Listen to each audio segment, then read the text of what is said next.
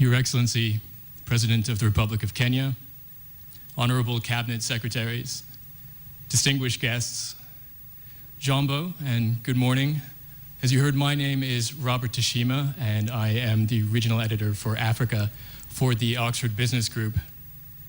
I'm truly honored to be here amongst such distinguished company today and to be able to unveil our first report on Kenya's economy at such an august event. I'd first like to take this opportunity to thank our partners who have helped us throughout the process here, including Kenya Invest, KEPSA, Standard Chartered, Centum, Ernst & Young, and Anjarwala & Khanna. Their help has been invaluable, and their support has been enormous throughout this. The report, Kenya 2014, is the result of 10 months worth of on-the-ground research in the country, primarily based on discussions with, well, actually with most of the people in this room. That is to say, the stakeholders in the public sector, in the private sector, and from civil society.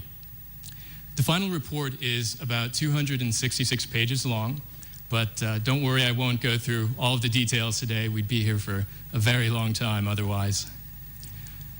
However, having said that, there are a few salient points that I'd like to just share with you this morning. Now, I don't think many of them will come as a surprise to most of us seated here in this room. After all, you are our main sources of information. But we do hope that they will sum up some of the key issues for potential investors looking at Kenya as a destination for their capital. Now, Oxford Business Group has been conducting on-the-ground research in emerging markets for about 20 years now, and we've been in Africa for more than a decade. But this is our first edition on Kenya. Now, I'm sure many of you would agree with me that this is long overdue. But frankly, it couldn't have come at a better time. Kenya has had an incredible and exceptional performance over the past few years. All the more so in spite of some of the challenges and the obstacles that it's had to overcome. And as a result, the country's growth has been consistently robust, hitting 5.7% in 2013, as we know, forecast to go even higher in the years to come. Now, these are numbers that most so-called advanced economies can only dream about. On top of that, ambitious economic reforms are dedicated to sustaining momentum, as we've heard, in terms of improving the business environment, improving the fiscal and external position through pragmatic policies, like with the record pair of Eurobond issuances, for example.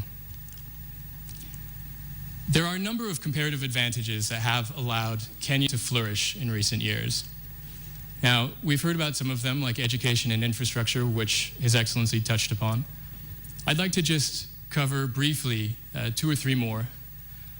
I think perhaps the most important, which was already mentioned, is that of geographic position. Now, the word hub is an overused word in today's financial press. It seems at times like every country in the world is aspiring to become a hub for one thing or another, but Kenya is one of those places that truly is deserving of that label. Whether we're talking about transport links to neighboring countries, high levels of EAC trade, or just the sheer number of regional corporate headquarters here in Nairobi, Kenya's soft and hard infrastructure make it a natural gateway to the rest of the region.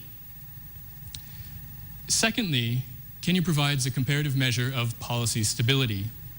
Kenya is highly rated under the World Bank's Country Policy and Institutional Assessment Framework, and clear strategies like Vision 2030 help provide a well-communicated sense of direction and help highlight areas that are capital hungry.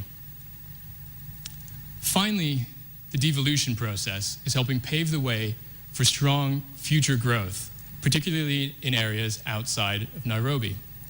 Now, obviously, to fully exploit the benefits of this requires transparency and fiscal pragmatism, but the early results of this very ambitious, very complex project are very encouraging, as we're seeing in places like Machakos. I think, in conclusion, it's fair to say that Kenya is making a concerted effort to provide an investor-friendly climate and to listen to the needs of the private sector. And this is an area where ever greater efforts will yield untold rewards. Foreign investment is a key component in any future prosperity, not just for the capital it brings in, but also for the know-how, for the jobs, for the infrastructure, for the tax revenues. In fact, I'd argue that foreign investment, it's a bit like having good nyama choma. You can't have too much of it.